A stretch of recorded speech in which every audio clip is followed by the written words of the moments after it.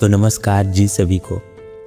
आज की इस वीडियो में हम जानेंगे कि मानव धर्म अपनाने के बाद भी कुछ सेवक खुश क्यों नहीं रह पाते, उन्हें फिर भी दुखों का सामना क्यों करना पड़ता है। लेकिन बाबा ने कहा है कि मानव धर्म में आने वाला सेवक कभी दुखी नहीं रह सकता। तो कुछ सेवक किस वजह से दुखी रहते हैं, आज हम इसका असली कारण और समाधान जानेंगे। तो आज का विषय बहुत ही महत्वपूर्ण है, तो चलिए जानते हैं। तो देखिए, महान त्यागी बाबा जुमदेव जी, जिन्होंने अथक परिश्रम करके अपने परिवार का दुख और दर्द नष्ट किया, और बाबा को ऐसा लगा कि इस संसार में मेरे जैसे कई परिवार दिन दुखी और गरीब हैं, जिनका कल्याण करने के लिए महान त्यागी बाबा जुमदेव जी ने घर घर जाकर समाज के लोगों को जागरूक किया और इस मार्ग की सही दिशा का परिचय कराकर मानव को सिखाया कि मानव को मानव जैसा किस प्रकार चलना चाहिए, किस प्रकार एक दूसरे के साथ उनका व्यवहार होना चाहिए। बाबा ने हमें जीवन जीने के लिए एक पूर्ण मार्ग दिया। 4 तत्व, 3 शब्द और 5 नियम। 4 तत्व जो पालन करने से भगवान की प्राप्ति होती है और परिवार का दुख दर्द नष्ट हो जाता है। 3 शब्द, सत्य का आचरण करो, मर्यादा का पालन करो, प्रेम के साथ व्यवहार करो। बाबा ने हमेशा कहा, मानव में भगवान को देखो। 5 नियम, धैर्य से एक भगवान मानना, सत्य, मर्यादा और प्रेम को सेवकों और परिवारों में स्थापित करना, बुरे व्यसनों का नाश करना, परिवार और सेवकों में एकता कायम करना, अपना जीवन मर्यादित रखना और हर समय बाबा के आदेशों का पालन करना, और सबसे महत्वपूर्ण, मरे या जिए भगवत नाम के तत्व के अनुसार संपूर्ण जीवन जीना।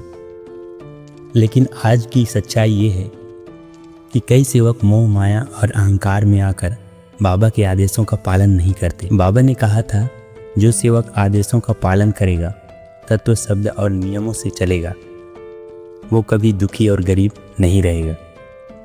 और अगर वो दुखी रहता है तो केवल अपने कर्मों से रहेगा, अपने कर्मों की गलती की वजह से वो दुखी रहेगा। और बाबा ने कहा कि अगर जो सेवक इस मार्ग में प्रवेश करने के बाद तत्व शब्द नियमों का पालन नहीं करेगा, वो हमेशा दुखी ही रहेगा। उनको पूर्ण रूप से सुख समाधानी नहीं मिल सकती। हमारे अंदर विश्वास की कमी है। जब मुश्किल आती है तो हम पहले नकली उपाय खोजते हैं, जबकि असली समाधान हमारे घर में, हमारे मार्ग में मौजूद है। हम भूल जाते हैं कि मानव जीवन हमारा नहीं, भगवान की देन है।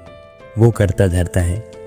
अगर हम उसके होकर रहें तो दुख और दर्द हमें छू भी नहीं सकते। लेकिन हम अपने अंदर राक्षसी भाव पैदा करते हैं, उनके जैसा व्यवहार करने की कोशिश करते हैं, सेवकों से दूरी बनाते हैं, परिवार में एकता तोड़ते हैं, भक्ति के बजाय नेतागिरी करते हैं, और फिर आश्चर्य करते हैं कि दुख क्यों है।